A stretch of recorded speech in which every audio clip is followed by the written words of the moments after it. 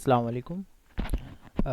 बेटा हम आज का जो लेक्चर है वो डेरिवेटिव के हवाले से है, क्योंकि बहुत से ऐसे स्टूडेंट्स हैं जिनके लेक्चर मिस हो गए थे, तो डेरिवेटिव का उनका कॉन्सेप्ट क्लियर नहीं हो सका था।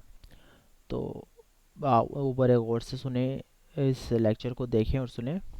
अच्छा, डेरिवेटिव स्टार्ट करने से पहले मैं आपको एक थोड़ी सी थ्योरी बताता हूँ, थोड़ी सी इंटरेस्टिंग चीज़ बताता हूँ कि अप्लाइड मैथमेटिक्स में या एप्लीकेशन ऑफ मैथमेटिक्स में जो सबसे की रोल होता है, जो सबसे इम्पोर्टेंट रोल होता है, वो कैलकुलस का होता है।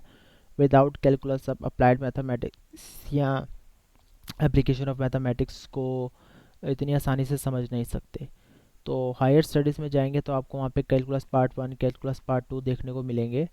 तो कैलकुलस की जो बेसिक सबसे शुरू की जो इम्पोर्टेंट टाइप्स होती हैं वो दो टाइप्स हैं। एक है डेरिवेटिव और दूसरी है इंटीग्रेशन। ये दोनों एक दूसरे के रेसिप्रोकल हैं। अब बिना डेरिवेटिव को समझे आप इंटीग्रेशन नहीं कर सकते। अगर आपको डेरिवेटिव आएगा तभी आप इंटीग्रेशन कर सकेंगे। तो डेरिवेटिव हम स्टार्ट करते हैं कि डेरिवेटिव क्या है, किस बला का नाम है, इसे हम क्यों यूज़ करते हैं। क्योंकि कोई भी चीज़ अगर आप पढ़ रहे हैं, कोई भी चीज़ समझ रहे हैं, अगर आप बिना समझे या बिना उसको बस ऐसे ही पेपर पास करने के लिए करेंगे तो बेटा पढ़ाई का कोई फ़ायदा नहीं है। तो हमें उसका की कॉन्सेप्ट समझ आना चाहिए कि हम इस पर वक्त लगा रहे हैं तो क्यों लगा रहे हैं। अच्छा, डेरिवेटिव को अगर मैं सिंपल अल्फाज में बयान करूं तो derivative is nothing but a study of change. हम चेंज की स्टडी को डेरिवेटिव बोल सकते हैं। अब किसी किस्म का चेंज, तो अगर डेरिवेटिव का एक सिंपल से अगर इसका अच्छा नाम लूँ तो वो डिफरेंशियल होता है। डिफरेंशियल इक्वेशन, डेरिवेटिव वहीं से निकला हुआ है। तो डिफरेंशियल के अगर शुरू के वर्ड्स में ले लूँ तो वो होता है डिफरेंट, DIFFERENT। डिफरेंट का मतलब क्या होता है, चेंज। और जब हमने मैथ्स पढ़ना स्टार्ट की थी तो सबसे पहले हमने अर्थमेटिक ऑपरेटर समझे थे, addition, subtraction, multiplication and division. जिसमें हम जब चेंज मालूम करना होता तो हम सब्ट्रैक्शन लगाते थे, माइनस लगाते थे। मतलब एक ऑब्जेक्ट में से, किसी एक चीज़ में से दूसरी चीज़ को माइनस कर देते तो हमें पता चल जाता इतना चेंज आया है। तो हम डेरिवेटिव ही क्यों पढ़ रहे हैं फिर, हम सिंपल सिंपल दो चीज़ों को माइनस करके भी तो हर काम कर सकते हैं। लेकिन बहुत सी ऐसी चीज़ें हैं जिस पर बहुत स्मॉल से चेंज होते हैं। अगर मैं आप बोलूँ कि आपके जो हेयर है, हेयर की ग्रोथ किस रेट से चेंज हो रही है, बढ़ रही है या कम हो रही है, तो आप ऐसे उसको फिंगर टिप्स में तो कैलकुलेशन करके नहीं बता सकते। या मैं आपसे कहूँ क्या बॉडी के अंदर के हार्मोन्स चेंज हो रहे हैं, कैसे चेंज हो रहे हैं, जैसे वाइट सेल्स हैं, रेड सेल्स हैं, कॉमन एग्जांपल से चेंज हो जाते हैं, कभी कम हो जाते हैं, कभी बढ़ जाते हैं, वो आप अपने हाँ फिंगर टिप्स में तो कैलकुलेट नहीं कर सकते। तो बहुत सी ऐसी चीज़ें हैं, अगर हम क्लासिकल मैकेनिक्स में देखें, फ्लूइड डायनामिक्स में देखें, तो पानी, एक पानी के पार्टिकल्स वो चेंज हो रहे हैं, वो किस रिस्पेक्ट से चेंज हो रहे हैं, कहाँ जा रहे हैं। और सबसे ज़्यादा जो आजकल इस दुनिया अभी के दौर में AI, आर्टिफिशियल इंटेलिजेंस में अगर देखें आप, उसकी बैकबोन मैथमेटिक्स है, और बैकबोन की मैथमेटिक्स में भी डेरिवेटिव बहुत ज़्यादा यूज़ हो रहा है। तो ये तो इसकी सिंपल सिंपल एप्लीकेशन है, क्योंकि जिस चीज़ के बारे में पढ़ रहे हैं, हम लोग पढ़ने जा रहे हैं, तो उसके बारे में थोड़ी सी नॉलेज होना ज़रूरी है कि हम लोग पढ़ क्यों रहे हैं। अच्छा, डेरिवेटिव में जो दो मेन साइंटिस्ट थे ना, उन्होंने बहुत ज़्यादा काम किया है। मैंने नाम लिखा है उसका, स्पेलिंग पे नहीं जाना, स्पेलिंग मैंने बहुत ज़्यादा मिस्टेक की हुई है, मुझे अभी से लग रहा है कि डेरिवेटिव की स्पेलिंग भी मैंने गलत लिखी है, ए को वो साथ मिला दिए, डेरिवेटिव बन गया है मेरे ख्याल में। डेरिवेटिव ऑफ अ फंक्शन है, ए को साइलेंट कर देंगे, चलें। अच्छा, दो जो साइंटिस्ट हैं वो हैं इसाक न्यूटन और लेबनिज। इन दोनों ने बहुत ज़्यादा काम किया डेरिवेटिव में। अगर इसकी डेफिनेशन पढ़ें, the derivative of a function is known as the rate of change of a function. ये बड़े काम की बात है कि rate of a change, rate of a change मतलब होता है टाइम की रिस्पेक्ट से चेंज हो जाना, किसी की रिस्पेक्ट से चेंज होना। अगर आप वेक्टर कैलकुलस पढ़ेंगे ना तो वहाँ पे सबसे पहले आप पढ़ेंगे ग्रेडियंट। ग्रेडियंट का मतलब होता है स्पेस की रिस्पेक्ट से चेंज होना, मतलब एक्स एक्सिस की, वाई एक्सिस की या जेड एक्सिस की। तो रेट ऑफ चेंज टाइम की रिस्पेक्ट से चेंज होना। और ये फंक्शन होता है, कोई भी जो फंक्शन होगा ना उस पर डेरिवेटिव लगता है, ये याद रखना बेटा।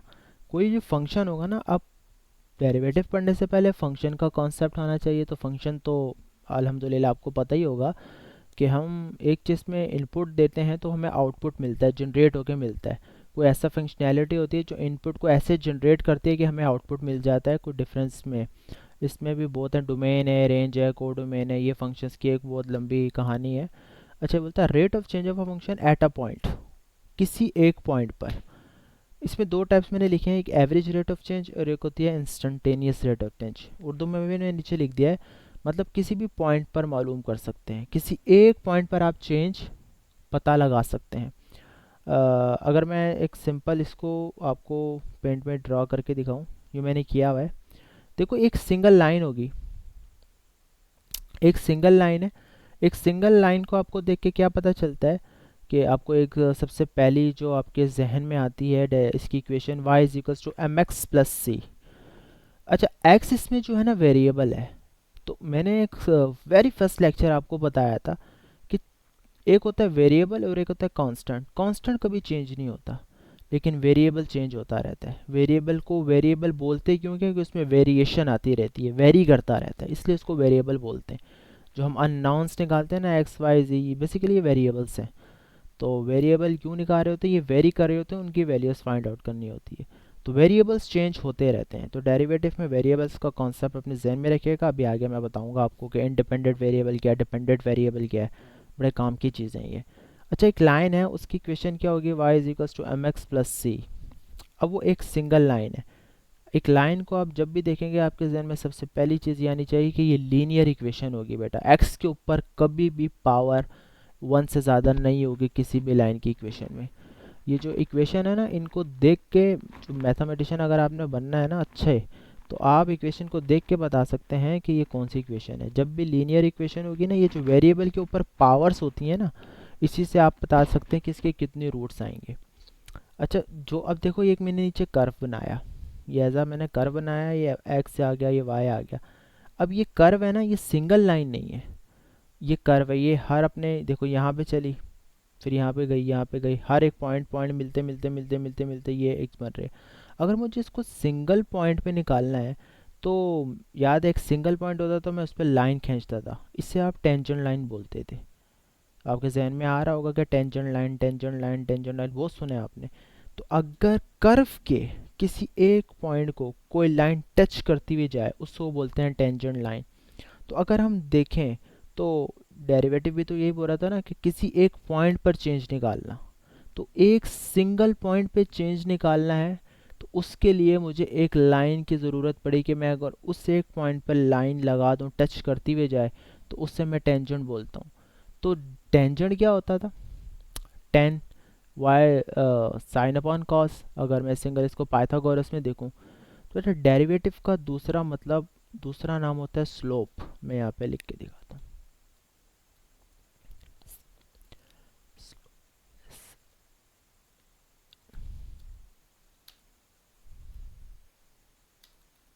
ये होता है rise our run. Rise our run का मतलब कि एग रन मतलब एक्स एक्सिस चेंज हो रहा है, राइज मतलब वाई एक्सिस चेंज हो रहा है, ये होती है स्लोप। स्लोप का दूसरा बोलते हैं इंक्लिनेशन ऑफ लाइन, झुकाव, कि कितनी झुकी हुई है, कितनी, तभी तो हमें चेंज पता चलता है ना। अगर आप इसकी एग्जांपल देखो कि जब भी आपके घर में फर्श डलते हैं या छतें डलती हैं, तो अक्सर हम लेबर्स को बोलते हैं, जो ठेकेदार होता है उसको बोलते हैं भाई स्लोप ज़रूर रखना, स्लोप रखना। के किचन में अक्सर और सहन में या छतों में तो आपने देखा है हल्का सा कर्व होता है, वो हल्की सी झुकी हुई होती है।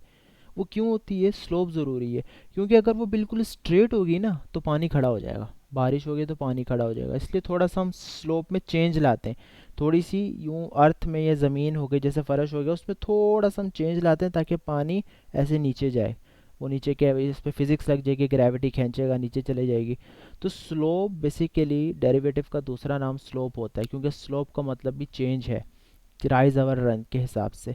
तो देखो ये किसी एक पॉइंट है, तो एक पॉइंट को टच करती हुई जा रही है लाइन, किसी एक पॉइंट को टच करती हुई जा रही है, क्योंकि हमें डेरिवेटिव का basically average rate of change का फार्मूला चाहिए ना। वो फार्मूला आएगा कहाँ से, इस फंक्शन से आ सकता है।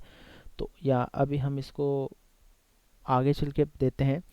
आगे क्या लिखा है, ये फंक्शन क्या है, y is equals to F X. यहाँ पे x जो होता है बेटा, ये होता है डोमेन, और ये इधर आती है रेंज। ये जो x है ना, ये इंडिपेंडेंट वेरिएबल है। इंडिपेंडेंट वेरिएबल वो वेरिएबल होता है कि जिस पर डिपेंड कर रहा हो का पूरा फंक्शन। लेट्स सपोज मैं x इधर डालता जाऊंगा तो y चेंज होता रहेगा, मतलब ये इंडिपेंडेंट वेरिएबल हो गया और ये डिपेंडेंट वेरिएबल हो गया। इसी तरह ये s is equals to F T, मतलब ये अभी किसका फार्मूला लग रहा है आपको, मतलब ये जो s डिस्टेंस से अक्सर हम इसको शो करते हैं, और t टाइम, मतलब जैसे जैसे टाइम चेंज होता जा रहा है वैसे वैसे डिस्टेंस चेंज होता जा रहा है। तो मैंने इसको उर्दू में इस वजह से लिखा है ताकि आपको पढ़ने में आपके जहनों में बैठे। इस फंक्शन में चेंज आता है तो एक्स और वाई दोनों में आएगा। तो चेंज इन एक्स, ये जो डेल्टा आ रहा है ना छोटा सा, इसको डेल्टा पढ़ते हैं। डेल्टा एक्स मतलब बहुत स्मॉल चेंज। तो हमने बात ये भी यही की थी कि डेरिवेटिव होता है क्या, डेरिवेटिव वो होता है जो बहुत स्मॉल चेंज की होता है, क्योंकि बड़े चेंज तो हम माइनस करके निकाल सकते हैं। तो बहुत स्मॉल चेंज जो होता है ना उसके लिए हम डेरिवेटिव यूज़ करते हैं, इसलिए इसको डेल्टा एक्स लिखते हैं। अगर वाई में आ रहा होगा तो डेल्टा वाई आ रहा होगा। अच्छा अब देखो, ये मैंने क्या लिमिट का कॉन्सेप्ट आपने पढ़ा हुआ है, यहाँ से थोड़ा सा कट गया कि limit X approaches to zero होता है, तो हम क्या करते हैं, लिमिट का कॉन्सेप्ट मैंने बताया हुआ है कि लिमिट वहाँ लगाते हैं जो बिल्कुल अप्रॉक्स, बिल्कुल वो वैल्यू, वो पॉइंट नहीं होता लेकिन बिल्कुल उसके पास पास होता है, बिल्कुल आसपास होता है लिमिट। उस पर एक लिमिट का अलग से टॉपिक है। तो D Y upon D X, अगर आप D Y upon D X को देखो और यहाँ से आप टेंजेंट को देखो, जैसे मैं टेंजेंट लिखता था, देखो टेन इजिकल्स टू क्या होता था, tan theta is equals to sine upon cos, और इधर हम बनाते थे तो इधर आता था कॉस, एक्स एक्सेस में हम कॉस लिखते थे, अरे भाई पेंसिल क्यों नहीं आ रही, इधर हम लिखते थे कॉस और इधर हम लिखते थे साइन, ऐसे ही लिखते थे ना पाइथागोरस जब करते थे। तो ये एक्स एक्सिस में कॉस होता था, वाई एक्सिस में साइन होता था, तो एक्स में कॉस और वाई में साइन, यही तो है स्लोप। देखो रन, रन क्या होगा, जैसे एक्स एक्सिस चेंज करते जाएंगे भागता जाएगा और ऊपर चलता जाएगा, जैसे सीढ़ियाँ बंदा चढ़ता है, आगे भी चढ़ा होता है ऊपर भी चढ़ा होता है। तो क्या हो गया साइन अपॉन कॉस, मतलब टेन क्या हो गया, अगर यहाँ से देखें ये हो गया वाई अपॉन एक्स, यही हो गया ना वाई अपॉन एक्स। साइन क्यों है, वाई को रिप्रेजेंट कर रहा है, कॉस एक्स को रिप्रेजेंट कर रहा है, तो यही तो है यहाँ पर। मतलब आप बचपन से ही डेरिवेटिव के साथ घिरे हुए हैं, पता नहीं चला, पता भी आके चला है। D delta Y upon delta X, मतलब जैसे जैसे एक्स की रिस्पेक्ट से चेंज हो रहा है, डेल्टा लग गया मतलब चेंज आ रहा है, एक्स की रिस्पेक्ट से चेंज हो रहा है वैसे वैसे वाई चेंज हो रहा है। एक सिंपल सी एग्जांपल है, सीढ़ियाँ हम घर की चढ़ रहे हैं, हम एक्स एक्सिस में आगे भी बढ़ रहे हैं और वाई एक्सिस में ऊपर भी उठ रहे हैं। तो ये इसका delta X approaches to zero का क्या मतलब होता है, ये चेंज बहुत बहुत कम होता है, मतलब वो छोटा होता है, माइक्रो सेकेंड, इको सेकेंड, इसको ऐसे भी बोल सकते हैं। अच्छा ये जो अब आगे इंडिपेंडेंट और dependent variable, y is equals to F X. अच्छा अब इंडिपेंडेंट और डिपेंडेंट वेरिएबल का सिंपल सा ये जो ग्राफ बनाया मैंने, इसको मैं थोड़ा सा अगर आपको समझाने की कोशिश करूं, अगर मैं एक्स एक्सिस में चला, ये मेरा कर्सर अगर आपको शो हो रहा हो, तो यहाँ से चला मैं यहाँ पे पहुँच गया, जैसे जैसे मैं वहाँ पे चल रहा था तो मैं y यहाँ पे था, तो y भी चल रहा होगा, तो y में भी चेंज आया, x में भी चेंज आया। तो ये जो चेंज होता है किसकी रिस्पेक्ट से आ रहा है, जैसे जैसे x चेंज हो रहा है तो y चेंज हो रहा है, जैसे जैसे x चेंज हो रहा है वैसे वैसे y चेंज हो रहा है, मतलब x इंडिपेंडेंट वेरिएबल हो गया, y इसका डिपेंडेंट वेरिएबल हो गया। अच्छा अगर मैं इसकी डेरिवेशन बनाना चाहूँ चेंज इन y की, अगर मैं इस फंक्शन में y is equals to F X है, अगर मैं इसमें y में प्लस डेल्टा y और एफ एक्स एक्स में प्लस डेल्टा x ऐड कर दूं, तो मेरे पास एक फार्मूला बन जाएगा कैसा, F Y is equals to delta Y, यहाँ से थोड़ा सा कट गया है मेरा पीडीएफ, और X is equals to delta X, तो वो दोनों मैंने यहाँ लिख दिए। अब बात आ गई कि हम इसकी एवरेज रेट ऑफ चेंज का फार्मूला कैसे बनाएं, तो इधर तो D Y upon D x आ गया, फंक्शन में चेंज लाना था, तो मैंने f x plus delta x ऐसे के ऐसे ही लिख दिया। माइनस एफ एक्स क्यों लगाया, क्योंकि तो हम चेंज ही तो करते हैं, याद है ना, अगर मेरे को यहाँ से लेके यहाँ से मैं चला और यहाँ तक पहुँचा, बहुत स्मॉल चेंज है, तो ये तो x था और ये डेल्टा x था, ये डेल्टा x कैसे आया, अगर मैं इस x को इतने डिस्टेंस में ऐड कर दूं, मतलब डेल्टा x में डेल्टा x ऐड कर दूं तो मैं यहाँ पहुँचूँगा, और ये x तो मेरा इनिशियल पॉइंट था, तो अगर मुझे इसका डिफरेंस निकालना है मैं फाइनल पॉइंट में से इनिशियल पॉइंट निकालता हूँ, तो ये बनाना x plus delta x minus F x, और नीचे डेल्टा x जिसकी रिस्पेक्ट से चेंज हो रहा है। तो अगर आप इसी को पूरे को थोड़ा सा मैनिपुलेट करोगे, मतलब बनाओगे मॉडिफाई करोगे, तो x प्लस डेल्टा एक्स यहाँ से आया, ये फार्मूला मैं बता रहा हूँ आपको कहाँ से आया, ये ड्राइव कैसे हुआ, मेरे पास बोर्ड नहीं है वरना मैं बोर्ड में समझाता आपको। तो ये हो गया आपके पास सिंपल सा फार्मूला एवरेज चेंज का। याद रखना बेटा इसमें लिमिट नहीं लगी हुई, एवरेज चेंज जब भी आएगा आप लिमिट नहीं लगाएंगे, लिमिट आप इंस्टेंटेनियस रेट ऑफ चेंज में लगाएंगे। अगर आपको एवरेज रेट ऑफ चेंज मालूम करना हुआ, ये आपके पास फार्मूला मौजूद है। क्या आएगा, delta Y upon delta X is equals to F. अब एक्स के रिस्पेक्ट्स में थोड़ा सा change, X plus delta X, क्योंकि चेंज आया और कितना चेंज हमें मालूम करना है, तो उससे इनिशियल पॉइंट में से उसको माइनस कर देंगे। मतलब ये फाइनल पॉइंट है, ये इनिशियल पॉइंट है, फाइनल में से इनिशियल निकालेंगे। और नीचे डेल्टा एक्स, क्योंकि इसकी रिस्पेक्ट से चेंज हो रहा है, एक्स जैसे जैसे बढ़ रहा है, जिसकी रिस्पेक्ट से चेंज होता है वो नीचे नीचे डिनोमिनेटर में आता है। याद, ये आप चीज़ याद कर रख लेना। तो ये हो गया एवरेज रेट ऑफ एवरेज का फार्मूला। दूसरा है instantaneous rate of change. Instantaneous rate of change any particular point. मतलब इसका इंस्टेंटेनियस का क्या होता है, ये आपने फिजिक्स में अक्सर पढ़ा होगा, इंस्टेंटेनियस वेलोसिटी, इंस्टेंटेनियस एक्सेलरेशन, जो एक सिंगल पॉइंट में जो बहुत ज़्यादा इंस्टेंस वेरी करता है, बहुत तेज़ करता है। मैंने आपको एग्जांपल भी दी थी, एक सिंगल पॉइंट पे अगर आपको निकालना है। तो इसी जो ऊपर एवरेज रेट वाला फार्मूला है, उसी के अंदर अगर आप पीछे लिमिट लगा दोगे तो वो इंस्टेंटेनियस रेट का फार्मूला बन जाएगा। ये डी वाई अपॉन, अच्छा याद रखना बेटा, ये डेल्टा एक्स था, ये इधर ये बाद में लगेगा। ये delta Y upon delta X पे जब हम लिमिट लगाते हैं, अगर ये लिमिट एग्जिस्ट कर जाती है तो हम इस डेल्टा को डी में चेंज कर देते हैं। एक दफ़ा रिपीट कर देता हूँ मैं, कि शुरू में तो ये delta Y upon delta x ही चल रहा है, क्योंकि डेल्टा का मतलब बहुत स्मॉल चेंज होता है। अगर इस पर लिमिट जब हम लगाएंगे और लिमिट एग्जिस्ट कर जाएगी, तो हम डी, इस डेल्टा को D Y upon D X लिख जाते हैं। तो ये एवरेज रेट ऑफ चेंज ये है, और ये इंस्टेंटेनियस रेट ऑफ चेंज ये हो गया। तो क्या आया, जब हम इस पर लिमिट लगाते हैं, ये आपके पास एक फाइनल फार्मूला बन गया। ये किसका फार्मूला है, limit delta X approaches to zero D Y upon D X delta X approaches to zero delta, ये और ये एवरेज रेट ऑफ चेंज था। ये अब लिमिट लगाने से इंस्टेंटेनियस रेट ऑफ चेंज का फार्मूला बन गया। अच्छा, मैं नोटेशन की बात कर देता हूँ। तो अगर एफ के ऊपर डॉट हो तो वो न्यूटन जो है, अक्सर आप बुकों में देखोगे, अगर वो न्यूटन्स के उससे लिखी होगी तो एफ के ऊपर उसने डॉट लगाया हुआ है, इसका मतलब भी डेरिवेटिव ही है। लेबनीज ने D Y upon D X से इसको रिप्रेजेंट किया हुआ है। लैग्रांजियंस ने एफ के ऊपर हल्का सा ये अपोस्ट्रॉफी लगाया हुआ है। और आयलर ने इसको कैपिटल डी एफ एक्स या कैपिटल डी वाई से शुरू किया हुआ है। इन सब का मतलब डेरिवेटिव ही है, कंफ्यूज मत होना।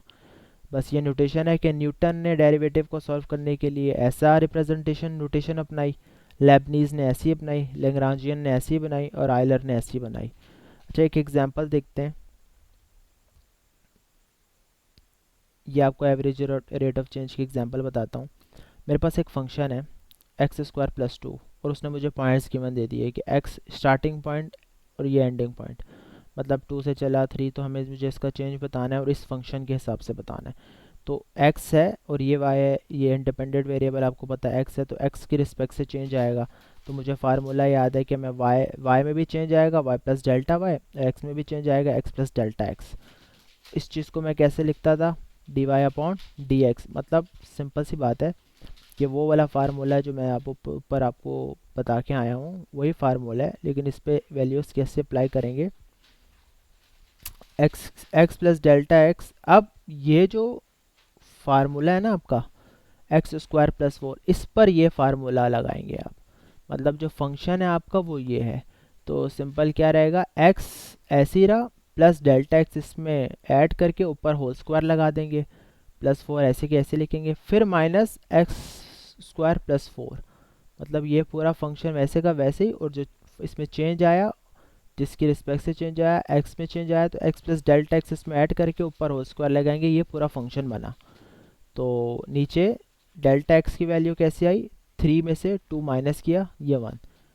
ये सिंपल सा फार्मूला है, मैंने क्लास में बहुत करवाया हुआ है। तो बस ये उनके लिए है जो आपका रिवीजन करवा रहा हूँ। ये सिंपल इस फार्मूले में आप वैल्यूज पुट करेंगे, आपके पास आंसर आ जाएगा।